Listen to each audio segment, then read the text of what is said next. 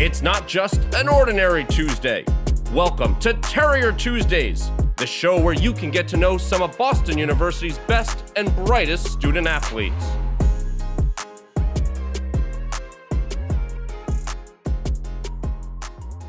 Welcome to another edition of Terrier Tuesday. Joining me today is Justin Flynn, a 2018 graduate of Boston University, where he was on a sprinter on the men's track and field team. Justin, thanks for joining us. Hey, happy to be here. Always happy to, stay in touch with BU and connect with you as well. So thank you for having me.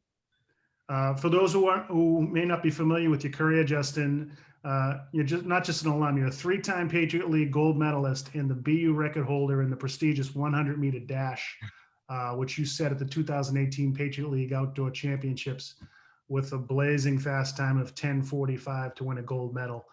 Hard to believe that was over 2 years ago. Seems like last month to me, but I don't know about you.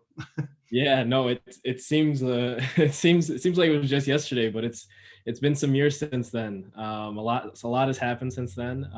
But that was one of probably the happiest days of my life. Probably the pinnacle of at least my individual competition at BU. Had a lot of much more enjoyable moments with the team, but for me that was just a great day. Incredible. So it was a good time. I remember watching it live, and it was quite a performance. Thank you. It's been a while since we've talked. Tell us a little bit about where you're living and what you've been up to professionally. Yeah, so technically now I'm living in Washington DC, but I'm back home in Michigan for the holidays. I grew up in Michigan. My family's still here, so I'm here now, but living in Washington DC. After graduating from BU, I worked for a year as a financial analyst with Wells Fargo. And then after that, I went into a dual master's degree program at the University of Virginia in conjunction with Asada Business School, which is in Barcelona, Spain.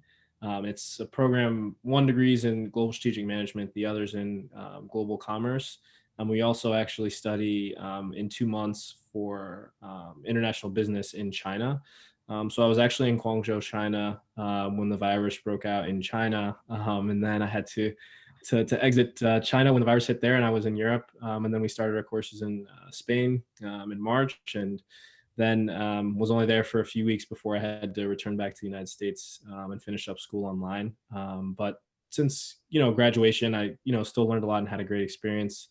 Met a lot of interesting folks. Most of my, or 2/3 of my classmates were from either Europe or Asia. So I had an experience similar to what I experienced at BU in terms of just interacting with people from all different parts of the world, and really learned a lot, and took a lot from that experience. And now I'm working as a business consultant with Ernst & Young, focusing on financial services, corporations and whatnot.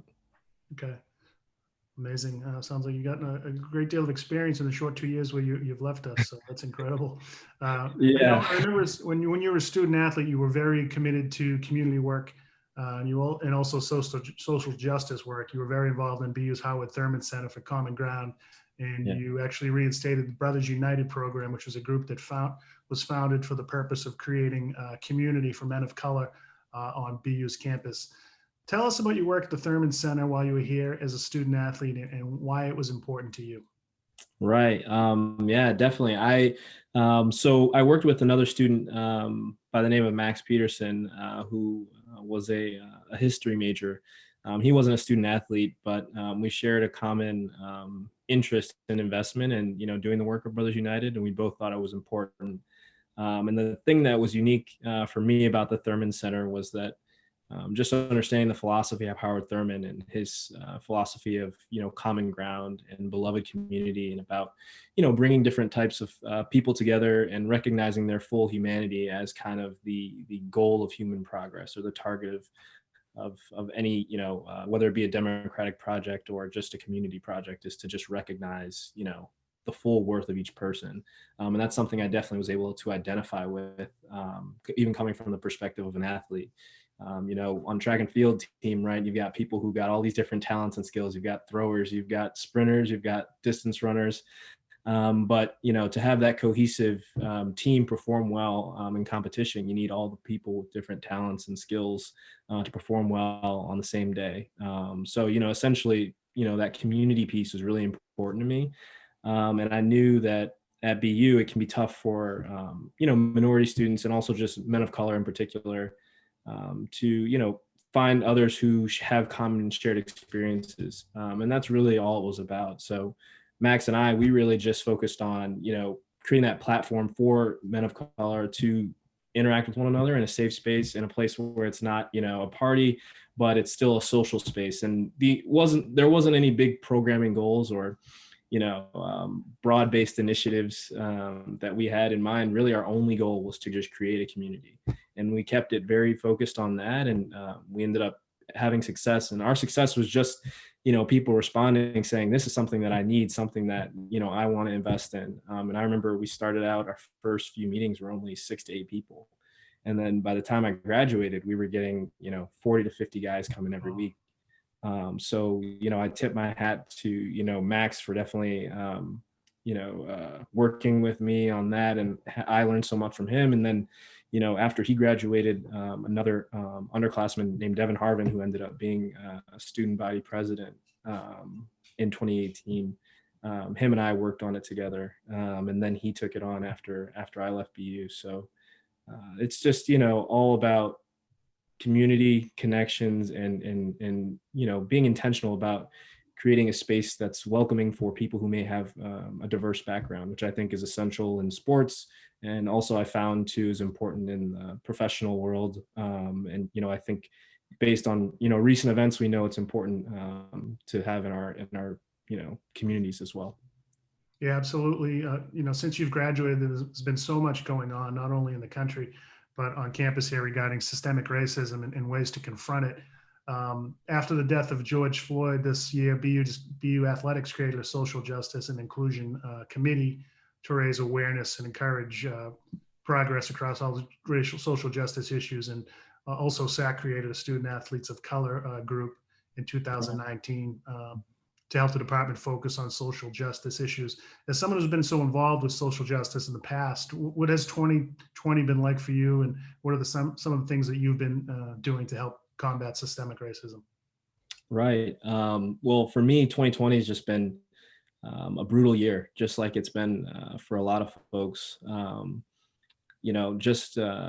news of George Floyd, just seeing the video was heartbreaking, and it was also made additionally tough because we were in a pandemic. And I was just in a space where I didn't want to look at a screen. I didn't want to see news. I didn't want to hear anything. But then after, a few hours or maybe a day or two of that, I realized, I had to reach out to my friends and, see how they were doing, check in on them. I had a lot of teammates reach out to, express, solidarity, or to just tell me that they, wanted to know how I was doing. So then that kind of picked me up and gave me some reason to be hopeful and start, trying to check on the folks that I care about. And then, from there, step by step, it starts to get, okay, what can we do to kind of think about the spaces that I've been involved in, or the spaces that any of us are involved in? How can we try and make a change where we are in our day-to-day lives? And I think that's the key to, kind of the change that we need to see. It's got to be all of us in our lives, with the communities that we have, and the small friend groups or, interactions that we have with other people. How can we make a difference to, make sure that events like that don't happen? And then also just, smaller microaggressions. We have to work on those too. But, in a more broad sense, since graduating from BU, in my year of work in Boston after graduating, I was on the mayor's millennial council called the Spark Boston Council. And that was a really great opportunity to see, up close how city government engages with the millennial population, how the city of Boston is focused on interacting with its diverse young, cohort of people coming into the city.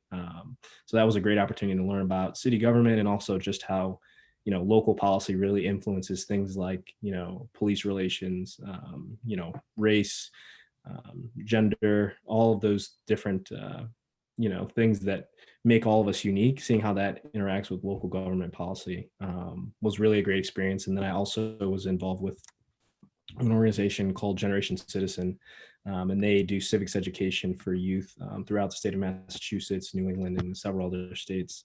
And I learned a lot about how that too is important. Just having the place of mind within that organization. Their whole goal is just about making sure every single kid, no matter what school they go to, no matter what their background is, knows that they are a member of this democracy, and what that membership in this democracy, citizenship entails, what responsibilities, but also what opportunities that provides for them in terms of how they can be engaged with their community.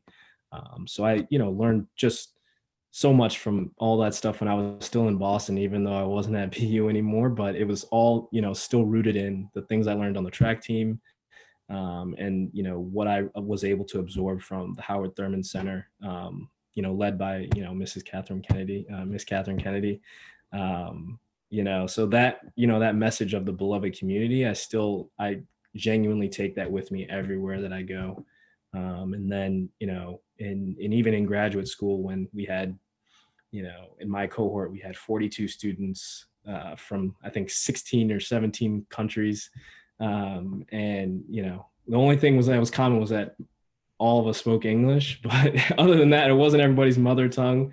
And folks it was amazing how much I just learned and gained from being in the presence of folks who had lived experiences so profoundly different from my own.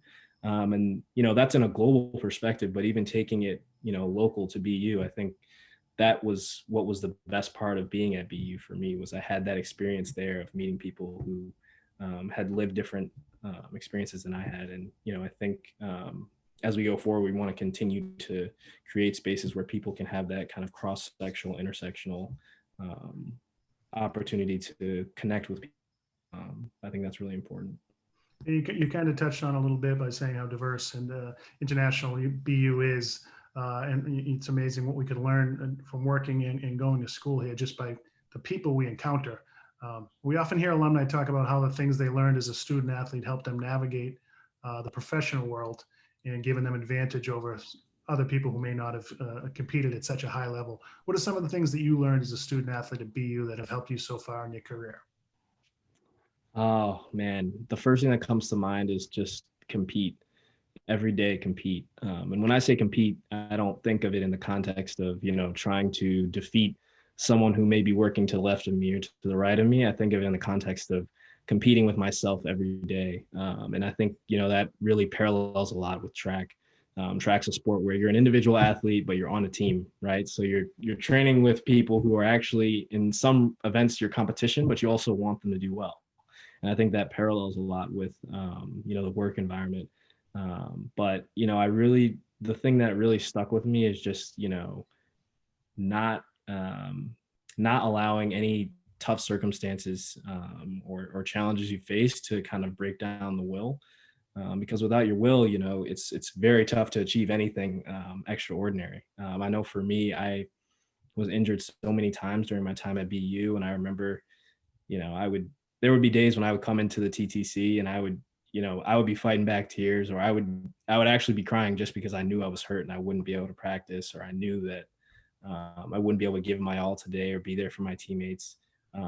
But, I had to keep working through that, keep, sticking with it, because I knew if I gave up, then, what I wanted to accomplish definitely wasn't going to happen. So, just that will to endure and to, also be intentional about looking behind you and seeing who's coming up after you. I think as I've had the chance to gain more experience in work and, kind of have people who may be in their first or second year of college interns, and I'm like, only in my first or second or third year of work. And I'm like, well, wait, what do I know that they can, that they, should be asking me for advice? But then you realize, as soon as you've been there for a week, you have the chance to be a mentor or an advisor for someone else who's coming behind you. And that's really an important part of, sports, and also the professional world too, is being able to, put your best effort forward as an individual, but also look around and see who, you can also, pull up with you. Great. Well, I don't think it's any surprise to anyone who knew you when you hear at BU as a student athlete, how that you're doing as well as you are, and you're still as involved in the community as you are. Thank you so much for your time, Justin, for joining us on this edition of Terrier Tuesday. We hope you have a safe and happy holiday season. Best to you and yours. All right. Thank you, Pat. I appreciate it. You have a happy holiday. Thanks for tuning in to Terrier Tuesdays.